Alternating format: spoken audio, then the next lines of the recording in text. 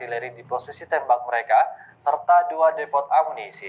Serangan yang diluncurkan oleh penerbangan pasukan rudal dan artileri mengakibatkan 570 nasionalis, 29 tank dan kendaraan tempur lapis baja lainnya, serta 16 kendaraan khusus.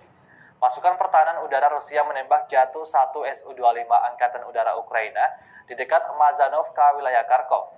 19 UAV Ukraina ditembak jatuh di dekat Krutaya Balka, Republik Rakyat Donetsk, Dnipro, Kapitolovka, Lipsy, dan Zavodi, wilayah Kharkov. 5 rudal taktis Tochka-U serta 30 proyektil peluncur roket ganda Uragan telah dicegat di dekat Lozovsky, Republik Rakyat Lugansk, Rosovaya, Kremenets, Aleksandrovka, Republik Rakyat Donetsk, Dolgenkoye, dan Topolskoye, wilayah Kharkov. Secara total 209 pesawat terbang dan 132 helikopter, 1.292 kendaraan udara tak berawak, 348 sistem rudal anti pesawat, 3.700